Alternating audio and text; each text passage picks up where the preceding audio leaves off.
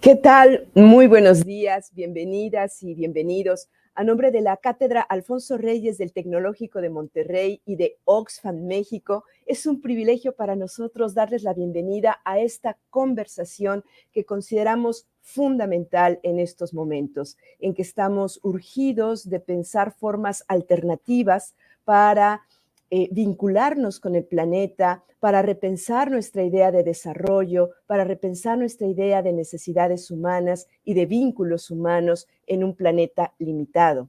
Nos sentimos muy contentos de tener con nosotros a una de las voces fundamentales para replantear la economía desde una visión alternativa, una voz que ha tenido un impacto a nivel internacional y que nos urge repensar en nuestra universidad y en nuestras comunidades, como es Kate Raworth, a quien damos la bienvenida y le agradecemos profundamente que haya aceptado la invitación.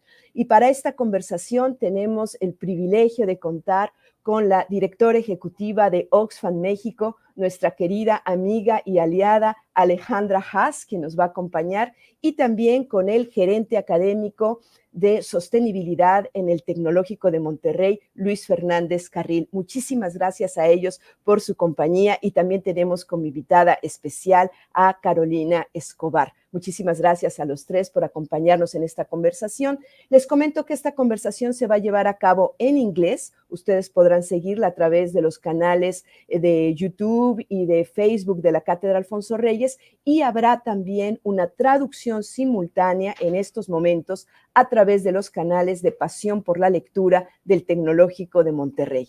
En este momento doy con mucho gusto la palabra a Luis Fernández para que haga la presentación de nuestra invitada especial. Gracias, Luis. Muchas gracias, Ana Laura. Good morning, everyone. Good afternoon to you, Professor Raworth. Thank you for being with us today. It is such a great honor and privilege. I'm just going to give a brief introduction before your lecture for everyone. So Kate Raworth, an Oxford University economist and author, has revolutionized economic thought with her groundbreaking book, Donut Economics, 7 Ways to Think Like a 21st Century Economist. Published in 2017, this work challenges the traditional economic model and proposes a new framework that integrates social and ecological considerations. At its core, Raworth's concept of the donut introduces a visual representation of a safe and just space for humanity. The inner ring of the donut represents the essential social needs that everyone should have fulfilled, such as food, water, healthcare, education, etc. Conversely, the outer ring signifies the ecological limits of the planet in terms of climate change, biodiversity loss, pollution, and other critical environmental factors. The goal is to steer humanity into the safe and just space between these two boundaries, ensuring that no one falls short on life's essentials while also respecting planetary boundaries.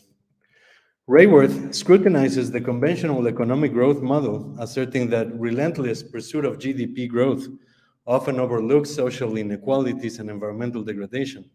She advocates for a regenerative and distributive economy, one that respects environmental limits and distributes wealth and resources more equitably. The urgency of Raworth's message gains weight in the context of our present environmental crisis. Climate change, environmental degradation, biodiversity loss, resource depletion threaten the stability of our ecosystems and the well-being of future generations. The prevailing development model, heavily reliant on fossil fuels and unsustainable resource extraction, exacerbates these issues. The question arises, is the current development model feasible? Raworth's work challenges this status quo by highlighting the urgency to reassess our economic priorities. With climate change reaching critical levels, biodiversity declining at an alarming rate, and planetary boundaries being pushed beyond limits, adhering to the current growth-driven model becomes increasingly untenable. By integrating ecological sustainability with social equity, the donut economics encourages a rethinking of economical principles. Raworth's approach prompts policymakers, economists, and citizens to consider alternative models that prioritize well-being within ecological limits. As we grapple with the pressing realities of climate change and finite planetary resources, the wisdom embedded in Raworth's framework becomes not just insightful, but imperative for shaping a more sustainable future. Now, 6 years after the publication of her book, now we have the 6th assessment report of the Intergovernmental Panel on Climate Change, which warns us of the increasing risks and impacts of climate change. And I quote, "Human-caused climate change is causing dangerous and widespread disruption to nature and is affecting the lives of billions of people around the world despite efforts to reduce the risks." On the other hand, the planetary boundaries framework used as a core concept in Raworth's book has been updated. This planetary boundaries framework 2023 update finds that 6 of the 9 boundaries are transgressed, suggesting that Earth is now well outside of the safe operating space for humanity. The team of scientists examined systems such as climate, biodiversity, and fresh water to determine the limits of what they call a safe operating space. The magnitude of the effort needed to address these challenges is unprecedented. Nothing less than a just global transformation across planetary boundaries is necessary to ensure human well-being, affirms the team in charge of the planetary boundaries update. As we begin to navigate through the epoch of the Anthropocene, a turbulent time of great planetary change, we must ask ourselves what kind of development is possible and what kind of transformations are required. Likewise, the problems we face are not only deeply complex, but urgent. Do we have time to ensure sustainable development with equity and justice for all? Ladies and gentlemen, it is my great honor and privilege to introduce one of the top minds in sustainability today, Professor Kate Raworth. Welcome, Professor. The floor is yours.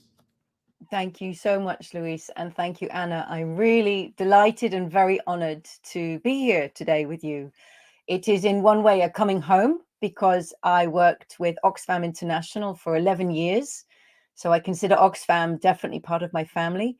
And it's also an adventure of a connection with Tecnológico de Monterrey, because this is a new connection. And I'm really looking forward to seeing how these ideas resonate in your community and your world. So thank you. I'm really delighted that I'm joined here today by my colleague, Carolina Escobar-Tello from Donut Economics Action Lab.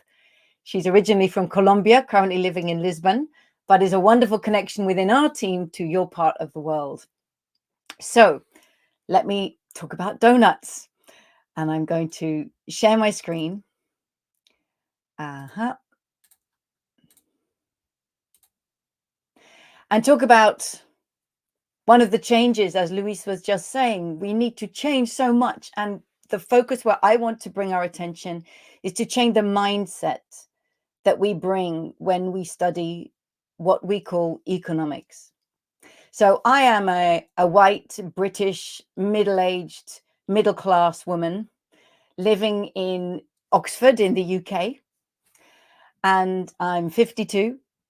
And so just over 30 years ago, I came to this same city to study economics. I wanted to be an economist. I believed it was the mother tongue of public policy.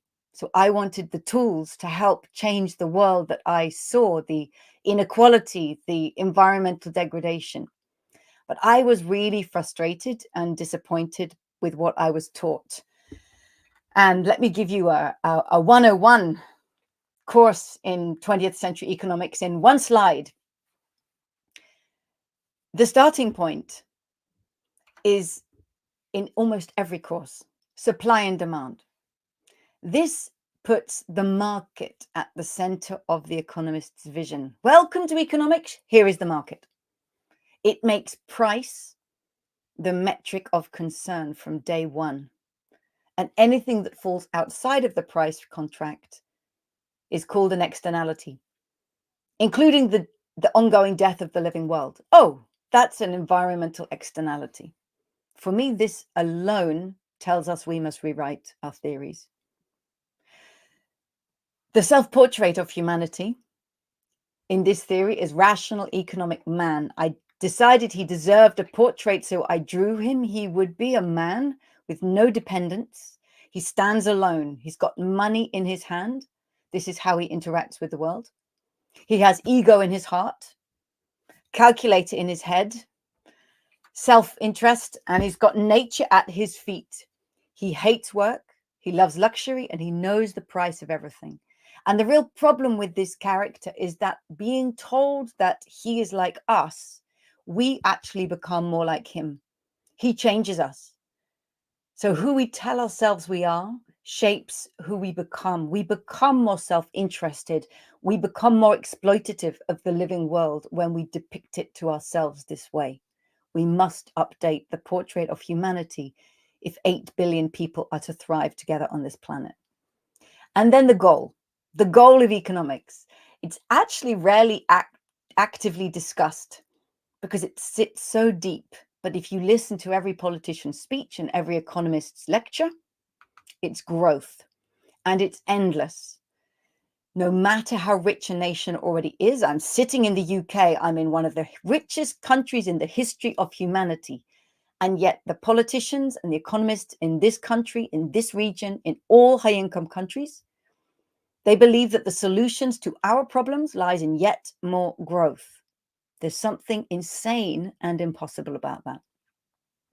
So I believe these deep frames of 20th century economics have profoundly had a role in bringing us to the crises we face today. Extremes of global inequality, extremes of ecological breakdown. And we must start again by putting at the center of our vision what really matters. So here I offer you the one donut that actually turns out to be good for us. And you can think of it as a compass for humanity. If we think of humanity's use of Earth's resources radiating out from the middle of the picture, then the hole in the middle is a place where people are falling short on the essentials of life. They do not have the resources needed for food and water, for health, education, housing, income, voice, equity. And these, I crowdsourced them from the world's governments, from the Sustainable Development Goals. So every government has already agreed that every person in the world has a right not to live in the hole. But as we collectively seek to meet our needs and our wants, we start to put pressure on life-supporting systems of Earth. We start to put pressure on these planetary boundaries that keep Earth in this balanced space that make life work on this only known living planet. And so, in the simplest of language, the goal of the donut is to leave no one in the hole, but don't overshoot Earth's limits. We need to sustain a stable climate and fertile soils and abundant biodiversity and fresh water recharging and a protective ozone layer overhead. This is what makes life work on Earth. Humans are utterly dependent upon these processes. Now, when I first drew this and published this with Oxfam in 2012, there was a very strong reaction and excitement about this picture, which surprised me. People are excited about a picture. And I realized then the power of pictures to change the way we think. At university, we so often focus on words and words and words, but pictures go into our eyes and sit in the back of our heads, and they shape what sits at the center of our vision and what's peripheral, what's visible and what's left invisible. So this donut was acting as an invitation to people who wanted to rewrite economics. Here you go. Here's the picture. I also then started looking at the images made by indigenous cultures over millennia, what they used as a way of depicting health, well-being, thriving. And I was just so struck to see that time again and again and again, the symbolic image across so many cultures around the world is one of dynamic balance. So it made me think the Western concept of progress lies in growth. This is the outlier. the vast majority of the world holds in their deep culture that progress and health lies in dynamic balance. And the donut is somehow, for me, a recovery program, a journey back towards that wisdom from a Western mindset. And I hope it serves in that role. So if the goal is to thrive in balance, we are very far from that. This was the donut published in 2017. And as Luis just said, it's been updated with the planetary boundaries are even more in overshoot. But here you can see that on all the red in the center is billions of people who still cannot meet their most essential needs. We want to eliminate all of that red shortfall from the center, leave no one in the hole.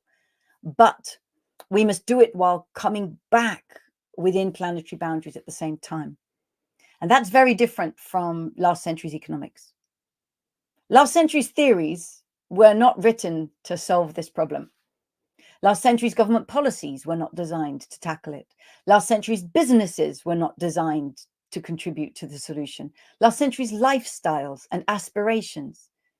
We need new theories, new policies, new designs of business, and new community and lifestyle aspirations. If we are going to be the generation, the global generation alive now, who start to turn this story around and come back into the donut from both sides at the same time. Now, I'm showing you a global picture, but of course we know that the responsibilities and the impacts are extremely different by nation. So here are 4 countries across the world. And you can see from Malawi, massive human shortfall without overshooting their pressure on the planet on around $1,500 per person per year. Mexico, significant human shortfall and ecological overshoot together, like quite a lot of countries. I've got here Spain as a comparison. Still some shortfall on employment, but very significant ecological overshoot. And then the United States on over $64,000 per person per year. High inequality on the inside, and that ripples across the whole society, but massive ecological overshoot. Now, we should be clear that the ecological overshoot here is not just the carbon emissions and the material footprint within the country. It embodies all the consumption, so the imported energy, the imported materials from around the world. Now, there's one country that's closer than any other to getting into the donut, and it's Costa Rica. Closer to meeting the needs of its people, almost within the means of the planet. And this should give us hope that it could be possible. Let's look at over 50 countries on this scatter plot. The place where every country should be aiming for is that green donut. That's where we meet the needs of all people, but do it within the means of the living planet. Here's Mexico. And the first thing you can notice is there's nobody there. There's not a single country that's there. Costa Rica is closest. Mexico's not far. And I invite you, next time you find yourself or hear someone else talking about developed countries, you say, where do you mean? Where are you talking about? Because here, there's not one single country that should be calling itself developed. There's absolutely nothing developed about overshooting planetary boundaries. It undermines the life support systems on which we all depend. Now, let's also recognize that although these countries appear on this scatter plot like separate little dots, they're deeply interconnected. They're interconnected by histories of colonialism, by military and corporate power, by the trade and finance rules imposed by countries and international institutions. They're connected by resource extraction and by the current and future impacts of climate change. And these impacts tend to be created in the global north, impacting upon the global south, but of course, within that, many complexities of geopolitics. So we need a lot of transformation within and between nations. Now, the history of economic growth, what GDP growth has given us so far, is this direction. And let's recognize at very low levels of income, it makes a big difference to human outcomes when income per capita doubles from $2,000 to $4,000 to $8,000 to $16,000. Huge improvements in human lives. But as they go up to $32,000, $64,000, countries don't go into the donut, they go straight past it. And instead, that additional income seems to be transforming into ecological degradation. So this is where the pursuit of growth has taken us. Can we tell a different story? Can we create a different future and travel in a different direction from here? What if we recluster nations? What if we say that the low-income economies like Tanzania, Kenya, Pakistan, Bangladesh, India, these countries must rise to meet the needs of their people? Can they do it without overshooting planetary boundaries like all nations before them? That's never been done before.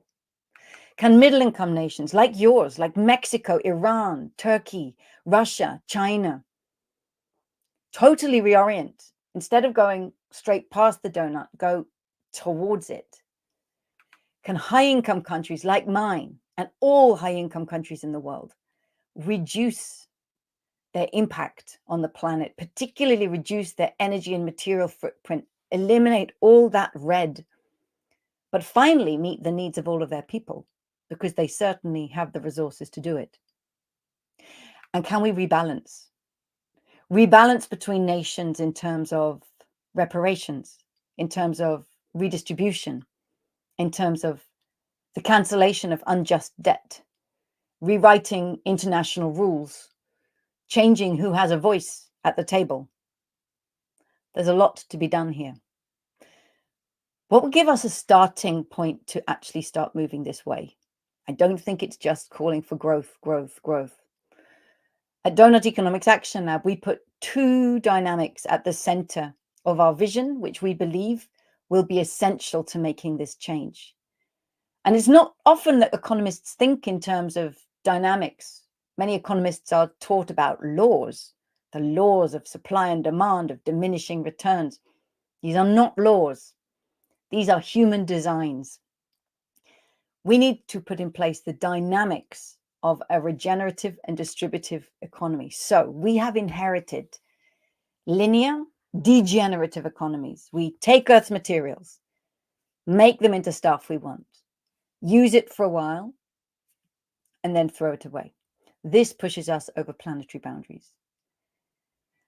We must bend these linear arrows around so that resources are not used up, they're used again and again. We separate the biological from the technical, allow the biological materials to decompose back in the soil. This is what nature has done for billions of years. But for the technical materials, like this little clicker, if you put this in the soil, it won't decompose because we have transformed the materials. So we have to mimic nature's cycles. We have to repair and share and refurbish and restore and only ultimately recycle, but absolutely minimize throwing away because there is no away. This will enable us to work within the cycles of the living world. So some examples from landscape. We've seen so many images of nature's richness being cut down, being destroyed and cleared.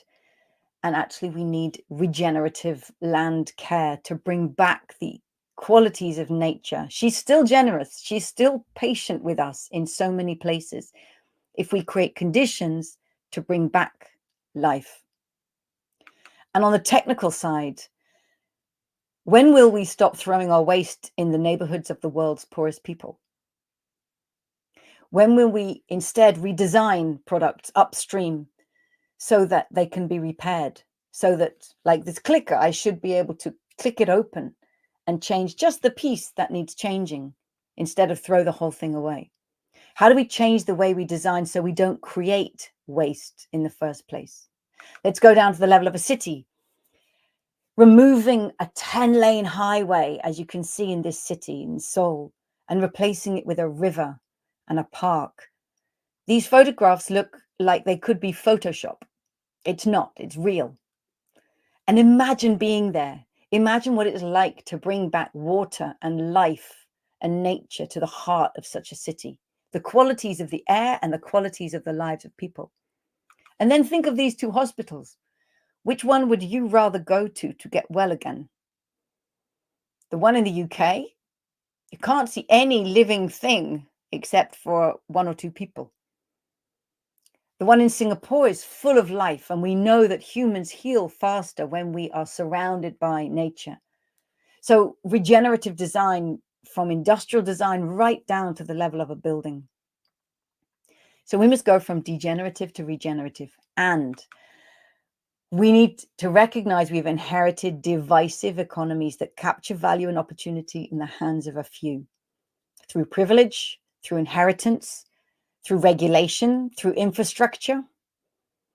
There's no way we can get into the donut in such an unequal world. The number of billionaires has more than doubled in the last decade. We need to create economies that are distributive by design, meaning they share value and opportunity far more equitably with everybody who co-creates it. What could that mean?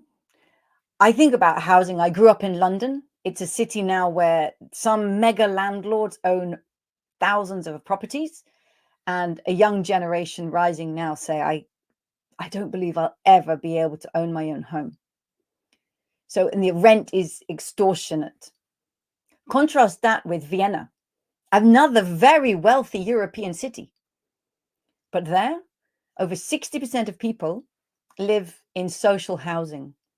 It's affordable, it's central, it's normal, it's good quality.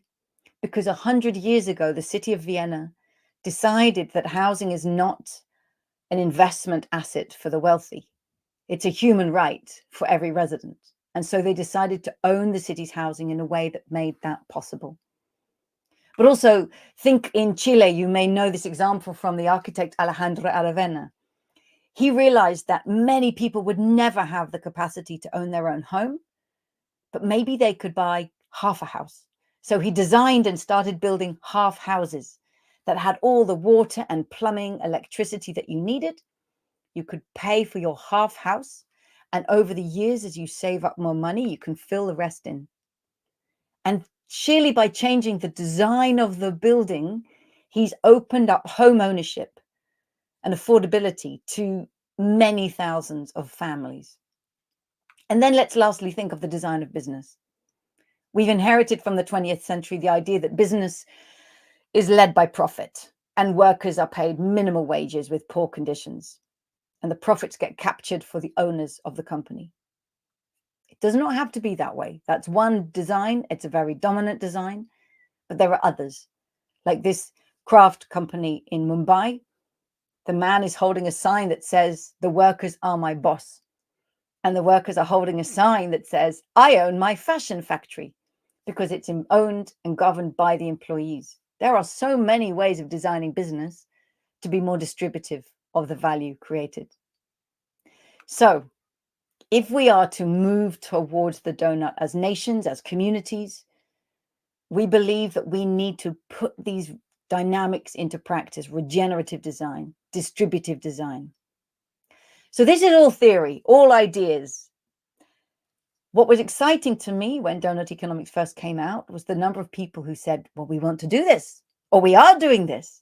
And the number of mayors and town councillors who said, can we do this here? So I'm going to take us on a little journey of imagining, what if you were to try to do this in Monterrey? What would it mean for Monterrey to aim to help humanity live in the donut? So first, to do this, we have to unroll the donut. We have to make some space between the social foundation and the ecological ceiling. We need space to imagine.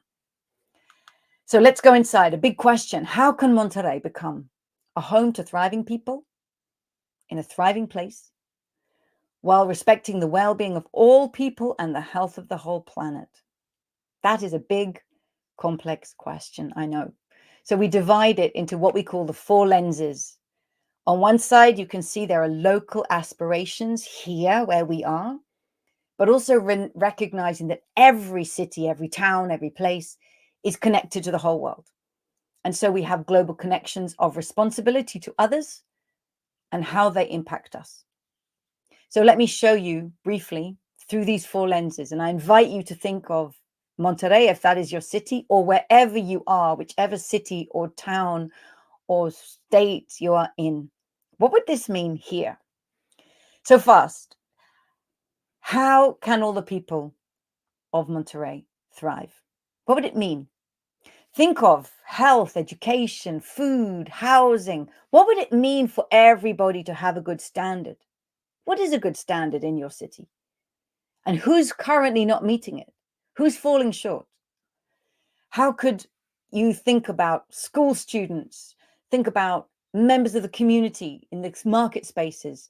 Think about what happens when the water runs out, something I know that your city knows much more intimately than most people in the world who've not yet experienced that direct reality.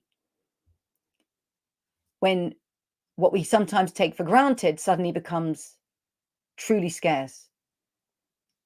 What would it mean for your city to ensure that these essentials of well-being were provided for everyone? And how could you make progress in doing that? That's the local social question. And you could bring so much here, so much. This is a public debate for you to decide as a place what this means for us here. Then we can go to the local ecological question. How can Monterrey be as generous as the wild land next door? This comes from the biomimicry thinker Janine Benyus. If she were with you, she'd say, people of Monterrey, take me to the wildland. Take me to the neighboring place where nature is healthy in her habitat. And let's admire and measure her generosity. Nature cleans the air. She houses biodiversity. She sequesters carbon. She cycles the water. She harvests the sun's energy. She regulates the temperature from the treetops to the forest floor. She builds soil by decomposing everything, and she makes us feel at home. How can we bring the qualities of nature back into our cities so that our cities actually belong here? I've drawn some photographs that I found online from your city.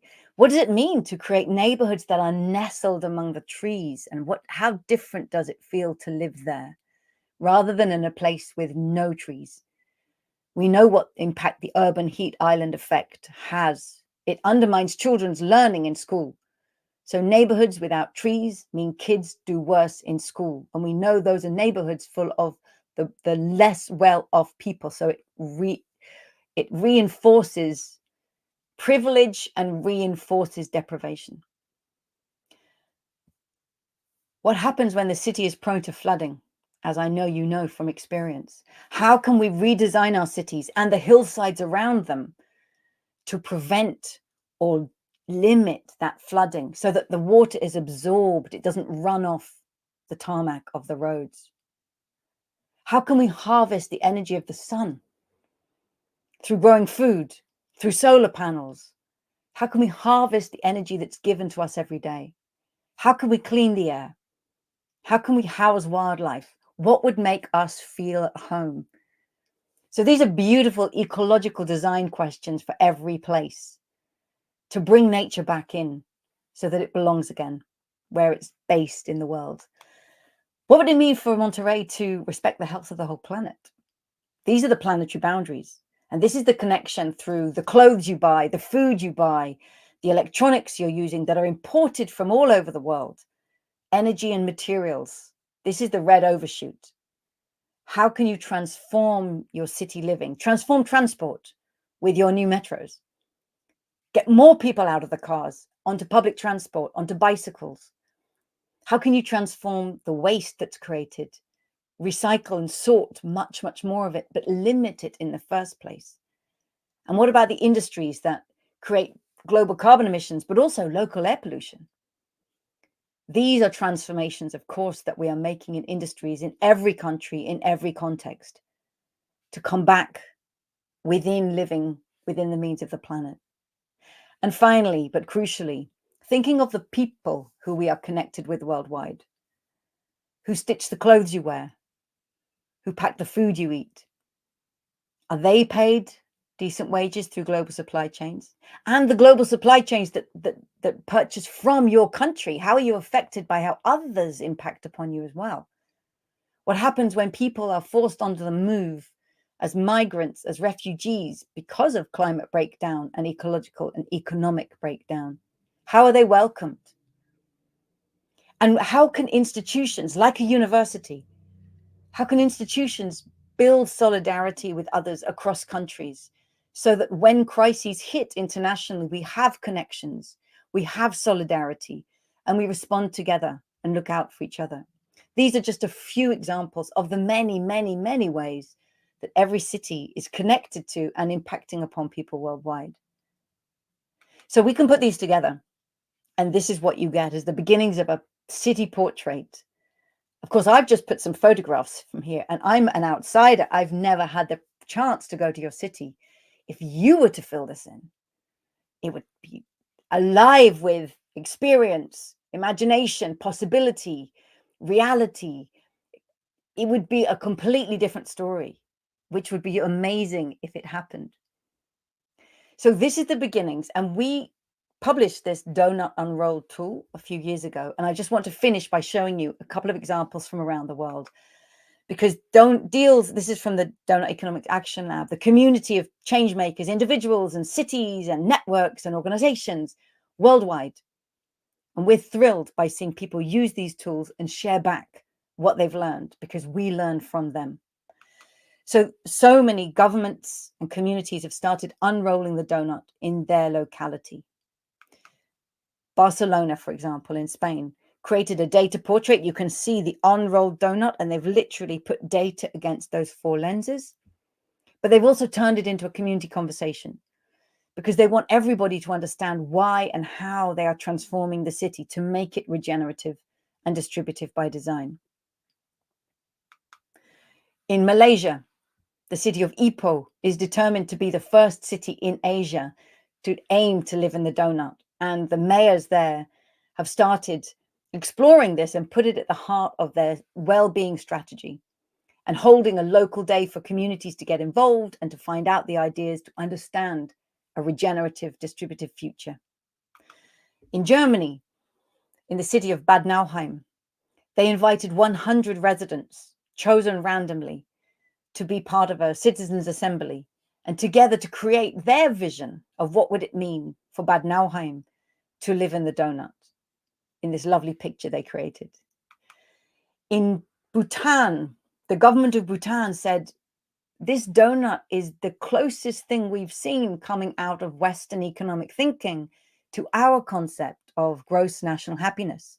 So we want to use the two together, and we want to use it to think about redesigning our capital city, Thimphu. So we're working with them on that city plan. We've written about many, many different local governments and how they're getting started in many ways in this report, Cities and Regions, Let's Get Started. It's on our website, and I invite anybody to look at it if you want ideas for how could we start doing this here. But I also want to share that this is being led by community initiatives, people getting together in their own locality and starting it, because the tools are online, they're free, you can take them, you can hold your own conversation and come up with your own local insights and ideas for transforming your own place.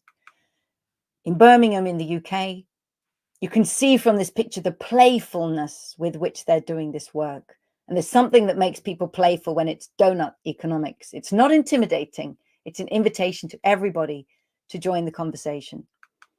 And in Mexico City, there is the Tricolor Coalition, a group of volunteers who said, we want to bring donut economics to Mexico, to our city. So they've made a wonderful video. They just invited anybody who wants to join and started saying, how do we apply these ideas here? So I invite you to find them on our platform. Or if you're not in Mexico City, maybe you could start your own initiative where you are. Let me finish by sharing with you the platform, economist.org. If you come here, you can see all the local groups that exist, all of the tools that we've made, and you'll feel what we feel, I hope, which is massive inspiration from the practitioners around the world, teachers, city leaders, community members, businesses, who are putting these ideas into practice and making them real. I profoundly believe that 21st century economics is practiced first and theorized later. And so this is where economic transformation is at, with this community. So let me stop here, and I very much look forward to the conversation. Thank you so much.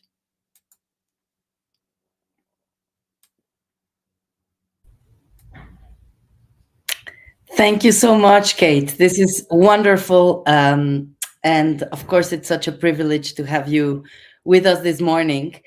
I think the possibilities that you let us see, the constructive way in which we can respond to climate anxiety is much better than just the doom and gloom from diagnosis. I mean, we just issued a report 2 days ago regarding inequality and climate change, and this just feels like such a good answer to the problems that we analyze there. But I guess I wanted to start off the conversation with a couple of questions. And I think the thing that amazes me the most about the model is that you're very clear on how political all of this is. And we were speaking before we started about, how sometimes economists or, experts on fiscal policy or, people that are technical see themselves as non-political. And so there's an orthodoxy that sort of keeps draws certain lines into topics that you can or cannot question. And in your model, what you're actually saying is you're questioning, I think, the basic orthodoxy, which is GDP growth, and you're saying GDP growth shouldn't be the measure in which we see how successful we are in the world, but it is a very, very ingrained sort of measurement. And although I agree with you that there are hundreds of experiences around the world, and I loved this last leg of your presentation on how different places have done things differently. And I have many examples in Mexico that I can also share with you later. I would just like to ask you whether, and I know you've been at this for many years, so maybe this is a bit of a stupid question because it's so hard. But, have you, in all of your experience, is there a way in which you feel that it is more successful to question particularly this orthodoxy of GDP growth?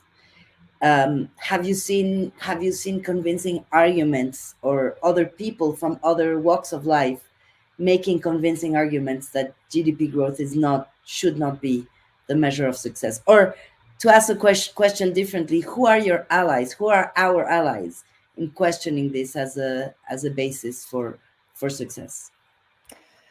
Great questions. I'm just going to very briefly respond to everything you said. Yes, Oxfam published a very important, powerful report on the extremes of climate inequality, and that the richest 1% of people emitting more carbon emissions than the poorest 2/3 of humanity.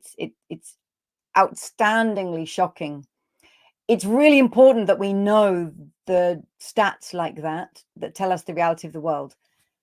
We need that. And we need the possibility. We can't sit all the time with crisis. It's overwhelming.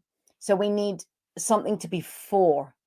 And that's what the donut offers. One way of having a vision of what I stand for. This is what I believe could be possible. You just mentioned sometimes economists would say some topics, oh, that's not economics, that's very political. Now you're taking a political stance. That's happened to me many times. Even when I've shown this donut to economists, they've said, "Oh, no, you're getting political. Now this isn't economics. Now you're getting, because you're showing values." Now this is a really important point. Economics is full of values.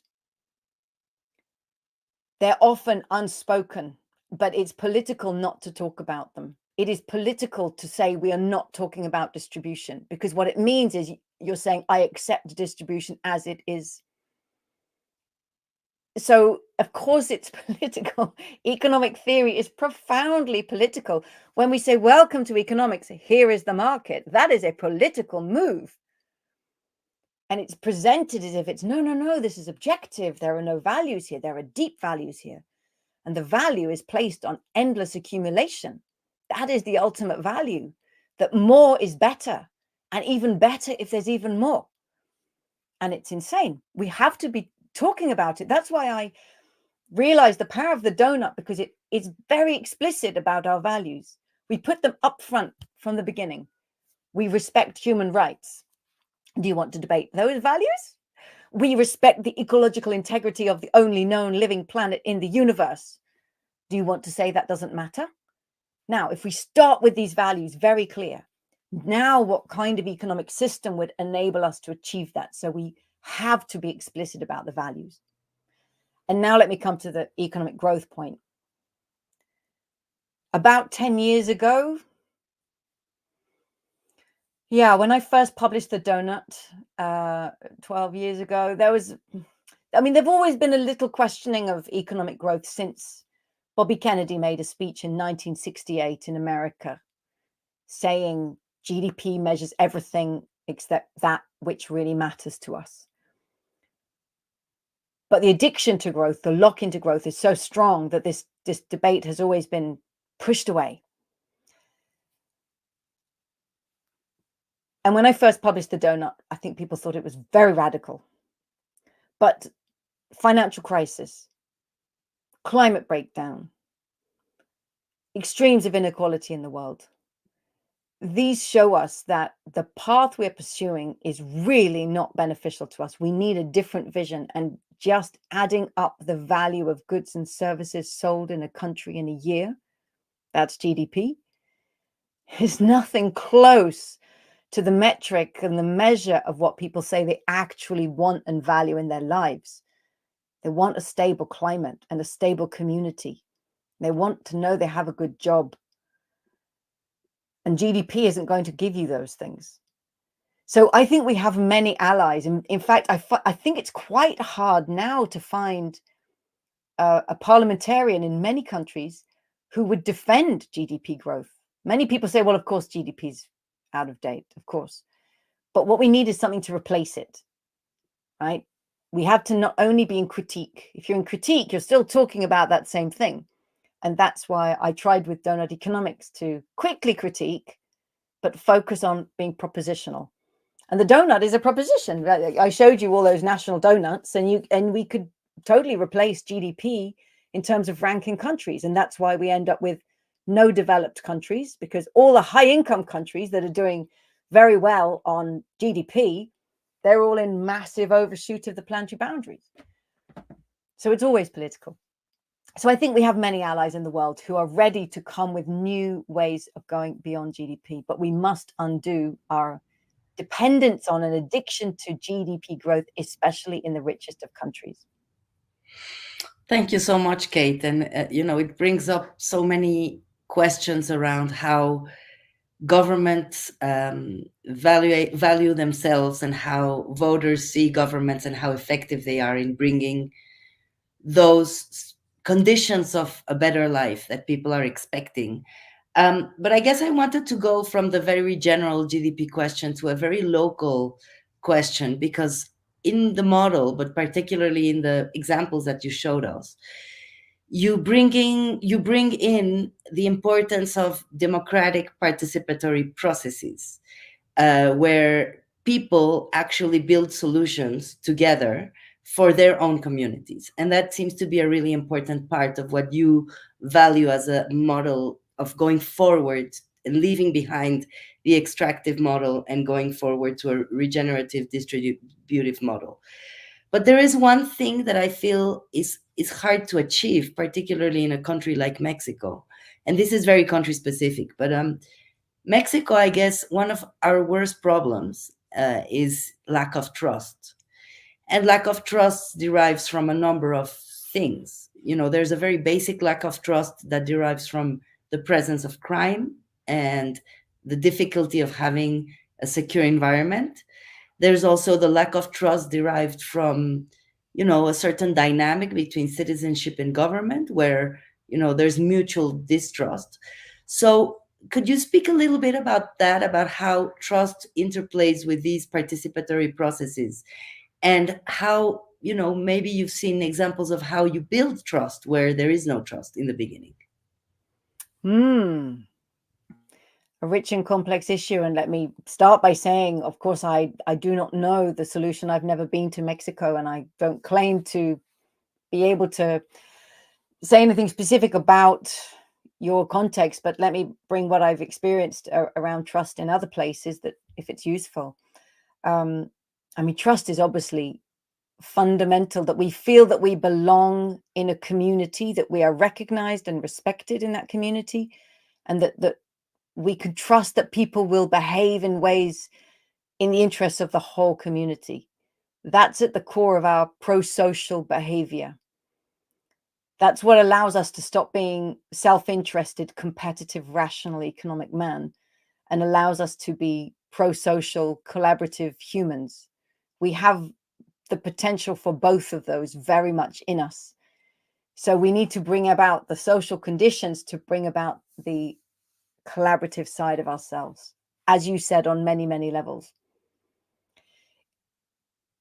Citizens' assemblies and deliberative democracy, this bringing together of the community, like I showed in the town in Germany, is a way that certainly where I am living is being more and more experimented with, partly because when governments are facing really tough policy decisions to do something radically different, like remove cars from the city center, or renationalize the water that had been privatized and very poorly used, they find that when you ask a citizens' assembly, they tend to think much longer term than the politicians do, and they are 3 times more likely to come up with really quite strongly progressive propositions than policymakers will make, because policymakers are often caught in a 3 or 4 year electoral cycle. As they sometimes say, I know all the policies to put in place, I just don't know how to get re-elected once I've done it. So there is often a trust that the citizens' assembly will think as a collective group of citizens for the good of the people, not for the hope of re-election. So it frees them from that. I think that's one reason why citizens' assemblies are gaining trust as a way of thinking. But of course, they themselves may ask, what will the government do with our recommendations? Will they actually act on our recommendations, or say, thank you very much, we put that on the shelf? So is there a trust about the role of deliberative democracy there? Let me finish by saying I hope that towards rebuilding trust in a community, the kind of tool I've just showed could be one useful small part of that.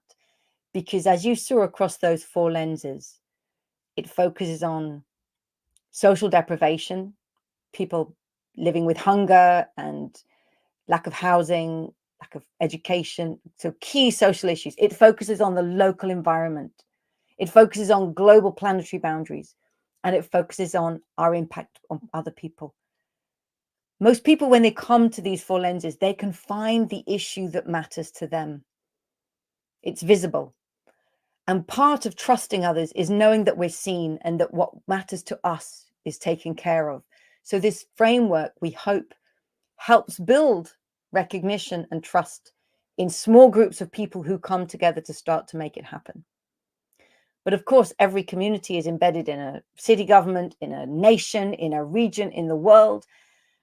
And so we're trying to make transformation happen within a much wider system that is often trying not to transform, because vested interests don't want to lose their power. So I want to recognize this is also a struggle. It's not easy. People start initiatives knowing they can't go to their full fruition, but they start them anyway, because they're determined to bring about change.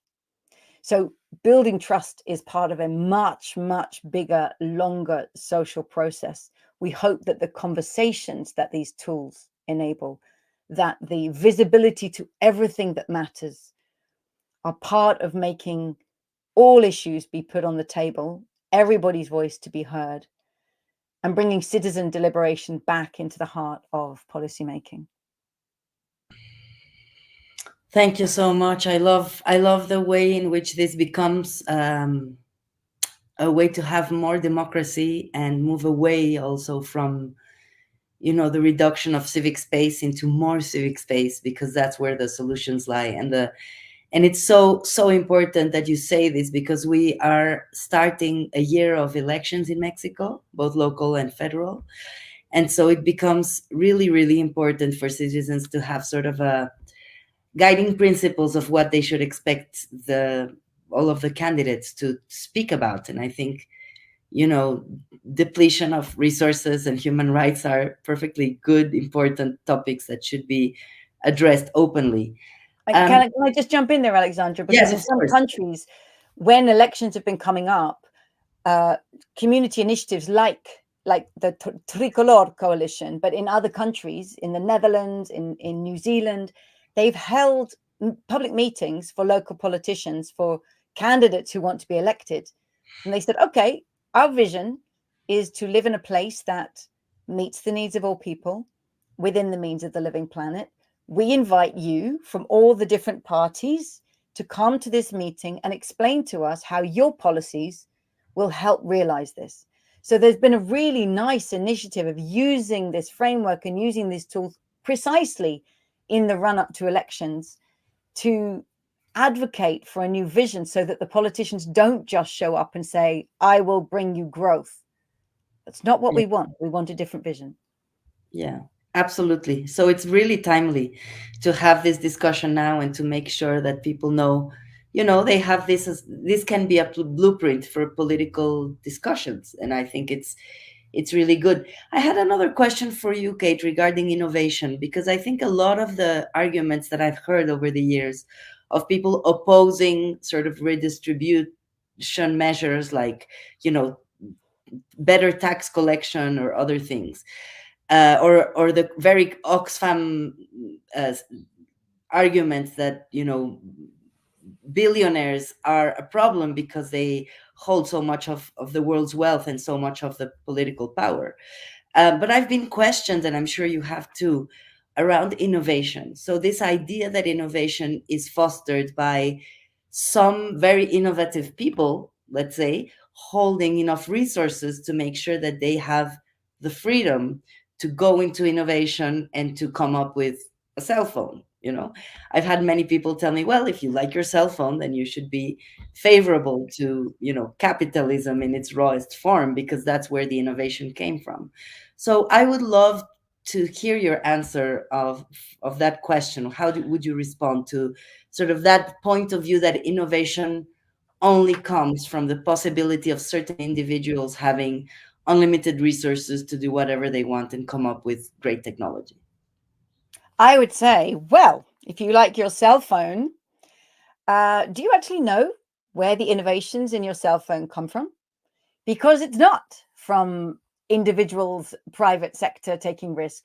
The major innovations that make a cell phone work, like a scrollable screen and Siri and the smart searching and the GPS, all of the key technologies, they come from the US public investment.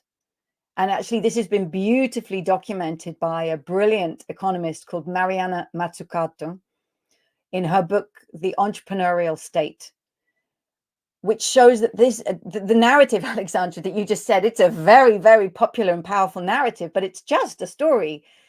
Most innovations in the world do not begin with the private sector. Many of them begin with public investment in public health and basic research, in basic technological research. And very often the private sector only comes in when the core innovations have been made, and then it's been de-risked, and then we'll take it to market. And then they make all the money there. And Mariana Mazzucato argues there's a lot of public investment in here. There should also be public return. So I really recommend her work. But I think, again, it's a very important part of the rebalancing in this story. that we should not see the state as just the sort of leveling the playing field and get out of the way. I think that was a very 1980s concept. Margaret Thatcher in the UK, Ronald Reagan in the US really led that story. And now we need regulation. We need regulation to shift us from carbon intensive to dematerializing and renewable. We need regulation to make a far more distributive economy. And by the way, if people are, saying, oh, you're redistributing, the current tax code in countries, it redistributes. It just redistributes from most people to the few. Every policy is redistributive, but sometimes it's going in the wrong direction. And I'd say the rise of billionaires, it's not that the billionaire, that person is a problem. It's that it's a symptom that the system is deeply unhealthy.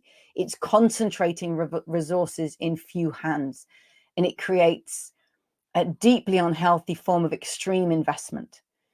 So I really disagree that innovation comes from concentrating resources in the hands of a few. Sometimes it actually creates crazy results of billionaires who start producing things or buying up things that are not in the interest of all of humanity, but seem to be far more in the interest of their own ego and their own dominance in the world. So I would argue we need much more public innovation, much more public investment. We need a return to recognizing the value of public goods, public water supply, public transport, because it's public provisioning that will enable us to provide at a far lower ecological impact in many, many sectors. Thank you, Kate. And I had one last question, and then I wanted to open it up also for Luis, and maybe we can read a couple of questions from the audience that we have. But I have one question for you regarding care, because one of the experiences that we've had at Oxfam Mexico, particularly with a specific indigenous community, a group of women that got together and did a project on care. And when we went and saw them in the place where they live, it struck us, and this, has been part of a lot of other indigenous communities' perspectives on care. They speak about care. When they speak about care, they say care is not only caring for children or the elderly, it's also about caring for the resources, because resources are also a part of this system. So my question to you would be, you went to Bhutan and you went to other countries, so this is just maybe if you could highlight some other experiences. Sometimes human rights and some frameworks feel very Western centered. So how have other communities, diverse communities around the world, reacted to the donut model? And do you feel that it resonates with people? And you've said it around the concept of the circle, but in terms of the language that you use, have you felt that it needs to be adapted to other communities that are not Western centered? That's a great question. Thank you. So first of all, as I said at the very beginning, I see the framework of the donut. Originally, I am somebody raised in a Western mindset. And so it was created as a journey away from the Western economics that I inherited back towards a wisdom that's long held in other communities. So I think I'm going to say it starts with, it's like a clunky Western approach back towards a far more holistic thinking in other worldviews. About care is about relation, right? It's about being in relation to one another. And in fact, one diagram I didn't show in the presentation, I didn't have time, but I'll just show it very quickly here. I always start economics with this, not with supply and demand, but recognizing that the economy is a subsystem of the household embedded in the living world. And that within the economy, we have the market and the state. And we were just talking about that. Is it the market that innovates or the state? So we were just having the classic economic conversation. Is it market or state? Who should dominate? And when we get obsessed with that, we forget and ignore two other fundamental ways we provision for our needs and wants. There's the household of care, of unpaid caring labor, where we care as parents, as partners, as relatives, as children, as neighbors. and as stewards of the living world, but also the commons here, where we co-create and steward value, including in the living world around us. So to me, this is the direction of care, and it's as important, just not priced, right? This is what shows up in GDP, but this is what holds life together. So to me, care is absolutely in there. And if I take this little thing away, you can see the names of all the different roles we have as parent, child, guardian, carer, co-creator, sharer, repairer, steward. These are relations of care. And we need to cultivate the values and the skills to know how to do these well, to be pro-social humans. But also we're in relation all the time to the rest of the living world. And I think it's for the Western mind, when we talk about the living world, well, many people call it the environment. I often say, tell me how you talk about the environment, and I'll tell you what your job is.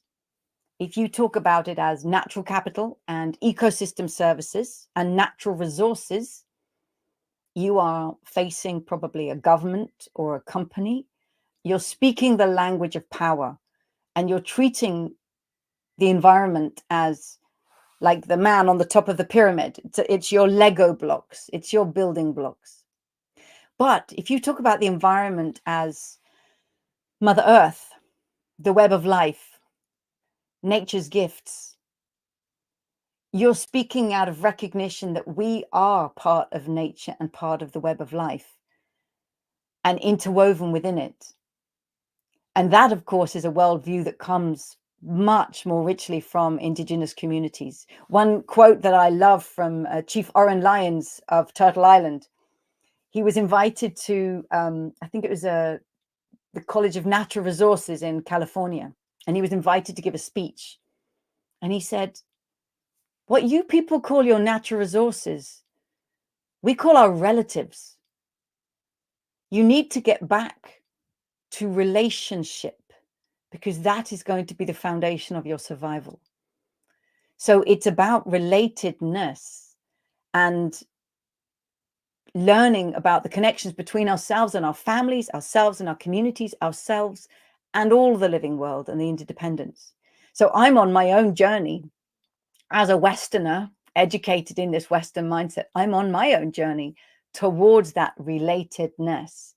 And of course, we learn all the time from indigenous leaders and thinkers and communities and histories like Chief Oren Lyons, like Robin Wall Kimmerer is another one who inspires me. And it's about bringing that relationship back in, but also, as I said, that's back with the problem of GDP. It only shows us what's bought and sold. It doesn't show us what's cared for. And that caring relationship has to be made visible in economics. Thank you. Sometimes it feels like indigenous communities have known all along many things that we have chosen to ignore or forget, Exactly. and we need to relearn. So I wanted to pass it on to Luis, who I know has many questions for you, but also to let you know that we have a couple of questions from the audience. So as soon as Luis is done, we can go to those questions. Excellent. Thank you, Alejandra. Thank you, Professor Raworth, for this wonderful lecture.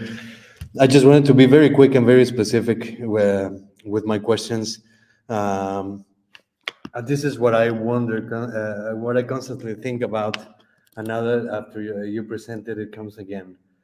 Professor Raworth, are the current international policies in place to tackle environmental degradation aligned or compatible with donut economics? What I'm thinking is, on the first hand, the Paris Agreement, and particularly Article 6 of the Paris Agreement that has to do with carbon markets.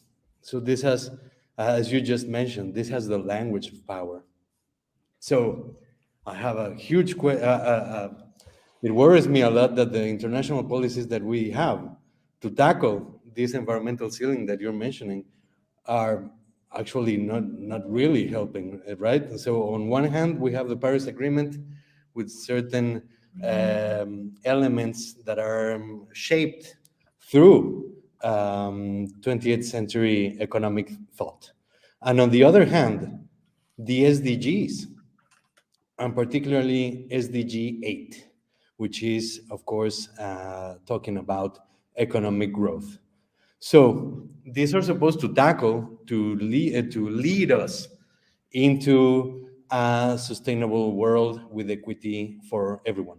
So if it's written, if it is thought, if it is decided using the language of power, are they really helping to keep us in a safe space for humanity? Are they compatible, aligned with the donut economics? We just saw this year, 2023, a couple of reports, the Sustainable Development Report, among others, that we see that we're not making progress. About halfway, we're not making progress in the SDGs, and particularly the environmental SDGs.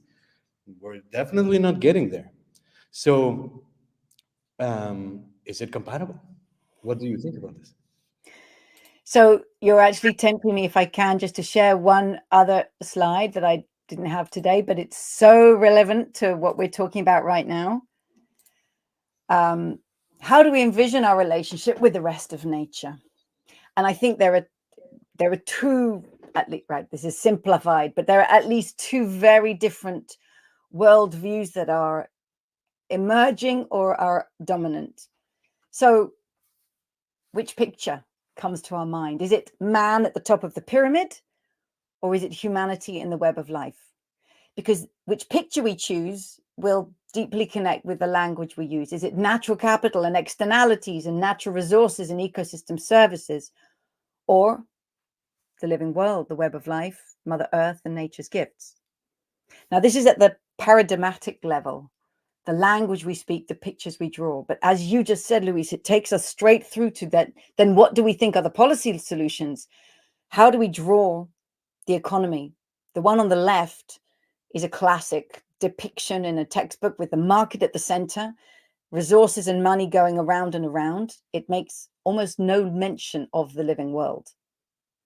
The one on the right is the one I just showed you. Depending on the model that we then bring, what are the solutions?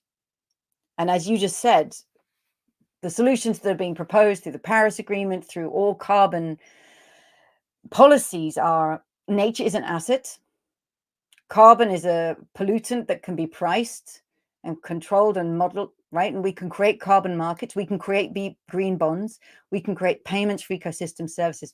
So we bring nature into finance. And of course, in the process, we risk commodifying nature, in financializing nature, but we take power as it is. These are the tools we have, bring nature in. And of course, there's a huge danger there that then the expectations of these tools, markets should deliver returns. Green bonds give investors high returns on their expectation. Payments for ecosystem services are only worth paying, and they're only worth performing to if they're more profitable than the alternative.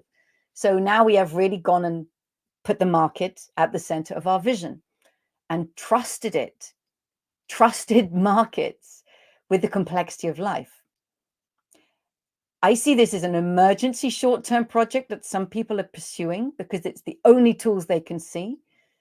But I also see it as a profoundly dangerous project that ultimately financializes nature and puts it into the current tools of a system that already we can see doesn't work.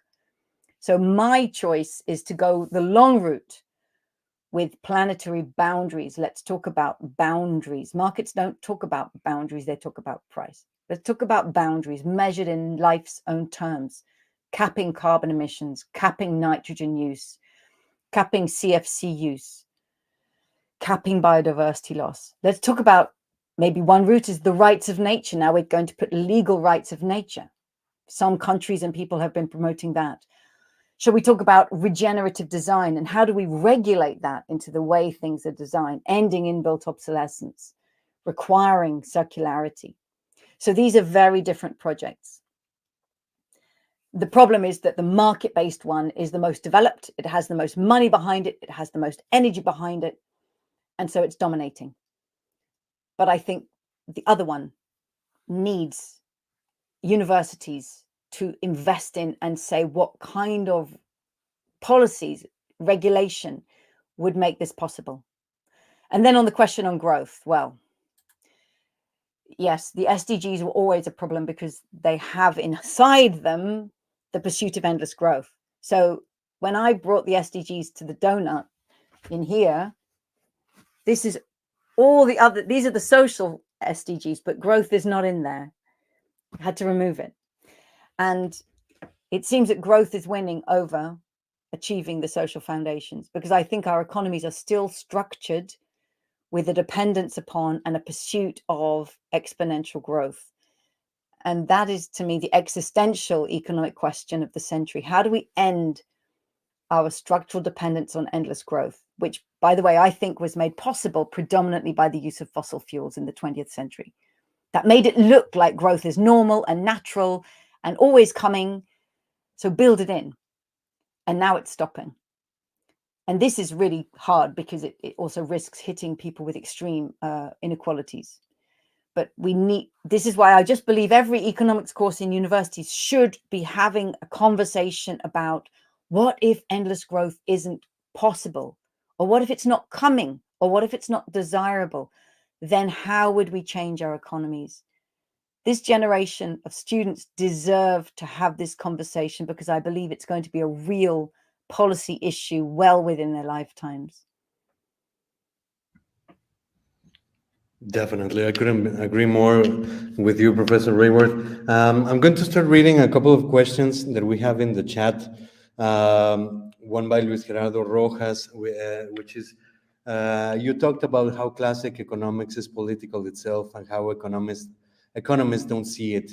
However, I wonder if you have any insights as to helping students or people in general see this aspect. And I would like to elaborate this question a little bit more, to say, we're a university here, so yes, of course, we can create a donut economics action lab here in Mexico, which will be great, but what would be the role of universities other than that? How can education systems be reimagined to incorporate the principles of donut economics and to empower future generations to think critically about economic models and sustainability? What can we do as a university with our students? Right, great question. So the first thing you can do is to make sure that your students are aware that there are many schools of economic thought. Most economics textbooks are called economics, which makes it sound like there's just one and this is it. And that's totally false and deceptive. Students, I really believe, have the right to know that there are many schools of thought. There's neoclassical economics, which is often the one taught. There's ecological economics, feminist economics, complexity economics, behavioral economics, institutional economics, Marxian economics, post-Keynesian economics, and. I very quickly wanted, if I can succeed in doing this, share. Oh no, it won't let me. Hang on, I'm going to share my screen and I'm going to show you this website. It's I hope you're looking at my screen right now. This is a website called Exploring Economics. This was made. Are you seeing my screen? Yes. This was made by students who were frustrated of only being taught one kind of economics. And they've made this wonderful website where they compare the perspectives of economics. And look, you can see here all these different schools that I just mentioned: neoclassical, behavioral. Get rid of that. So 101, make sure students are aware there's many schools of thought, and you can go into any one of these and they take you, oh, here's ecological economics, here's the core ideas, here's going deeper into it, here's some literature. I mean, it's a beautiful website. So I really, really recommend it to anybody interested. It's called Exploring Economics. That's the number one. And then I think if professors can just start realizing that economics is, I think, in a phase of not something that just should be taught and learned, but something that should be re-explored together. And that professors themselves are in a phase of unlearning and relearning, and to have the humility and openness, which I think students appreciate, to say, let's go on this journey together. Let's look at different schools of thought side by side, and what are their strengths, and when would we want to use each different one? So it really opens economic thought up. And it turns it into a tool in service of life rather than what I think it's become, which is a tool in service of financial accumulation, which I think is just far too much, whether it's macro accumulation for a nation's GDP or micro accumulation for the profits of a company. Economics has been given that purpose far too much. Thank you so much, Kate. And I wanted to because we have a few minutes left, and I wanted to sort of summarize 3 questions. There's someone asking about Milei, the new Argentinian president. Someone asking about El Salvador with their own president, Nayib Bukele. And then there's another question about Donald Trump. And so it seems like people in the audience are asking questions around those sort of political platforms that have a very particular, specific kind of economic policy that is not necessarily very well aligned with the donut economy. So do you want to talk about any of those specifically, or in general about these governments and these platforms winning elections, because they might have seemed fringe at a certain point in time, but now they are, governing in many countries in the Americas?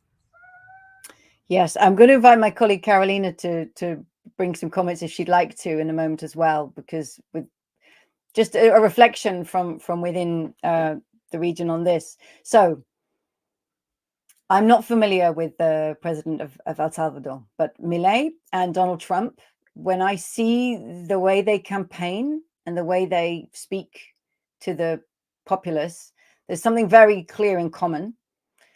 One is that they bring profound simplicity in the face of complexity. Trump, build that wall. That's the solution. It promises such a simple solution to something that people have come to realize is incredibly complex, and in which they play a role, and it helps sort of take it away. Milei turning up with a chainsaw, pulling the names of government ministries off a board. It's performative. In fact, they're both performers, right? They both know how to perform to a crowd. And it's a totally simple message. I'm just going to bring a chainsaw to government ministries. It sounds so wonderful. Just sweep it away, as if the problems will now go away. And of course, let's see what happens with Milei. But I think we've seen with Trump, the world is complex. And it requires someone who will hold that complexity, not pretend it's false and dismiss it, and bring a violent simplicity to it. So it's deeply worrying. The most worrying thing, of course, is that populations are choosing to elect these people. What does it tell us about the cognitive state of people feeling unable to cope with the breakdown of their social systems, the breakdown of the living world, that they turn to such an absurd, apparent solution? How do we come back with a more powerful story? And so in the face of this performance and the promise of simplicity, we have to hold complexity because it's real, but have to make it simple. And I'm just going to go back to the donut. There's a lot of complexity here, but at the end of the day, it's 2 concentric circles. And people get it, and they're not intimidated by it. And so I think of it as one of many, many tools in building that counter narrative that is also, people say, I have hope when I see this. I have hope, and it's not just hope for myself, it's hope for everyone. I want to ask Carolina if she wants to jump in. I realize I'm inviting you on an incredibly complex political issue, but also if you want to comment, Carolina, on the last question around teaching in universities, because this is so close to your work and your passion. Thank you, Kate, and hi, everybody. I am the Schools and Education Lead at Donut Economics Action Lab, and I am thrilled to be able to join you today. Our intention with Kate and the organization in general was to extend and come closer to the region so that you know that there is it's a very diverse team, and that we are all available to collaborate and extend our support in whatever that you may be doing. So anything that has to do with education, please don't hesitate to reach out. We are working hard to develop educational materials that are useful from school all the way up to undergrad, postgrad, lifelong learning, that are flexible enough to be contextualized and appropriated to many of the things that you've been bringing up today. So that we know that we have these raw ingredients, but we want to open them up for you to shape them and appropriate them as they fit your context, which are very different, as Kate has explained wonderfully throughout her experience in Europe. Reflecting on all the things that have come up, the thing that I would add is that we are going through a deep transformational throughout humanity, right? A period. And I think what young generations are teaching us very clearly is that modernity is failing, and that we are desperate to find new ways of living life, of being happy, of having success, and redefining what that means. And so we can debate for hours on all these political things, in trust issues, in innovation, indigenous knowledge that is so precious. But at the end of the day, what we must come together is that the resistances or the challenges that engaging with new ways of going forward, like the donut, can be scary in many contexts, and hence why we have reactionary groups like in politics that have been mentioned just now. But at the same time, we need to ask ourselves, what are the wonderful possibilities that will open up if we make space to think of new ways where the majority of the people, like in the global South, like in the whole South America and around the world, can engage and join those tables. And so I would leave you with that intention, is that rather than focus on the negative and the scaremonger and all that, why not we just join younger generations who are pulling through without worrying about what the top down is saying. They're just showing us amazing richness in what can be done from the bottom up. I'll leave it there.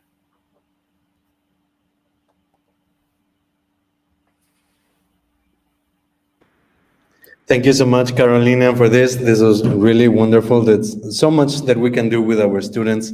There is so much excitement, so much anxiety, and also so much desire from our students to change the status quo, to change what is happening right now in the world. So I hope we can work with this to help our students be more productive. They can think in other ways about our current situation.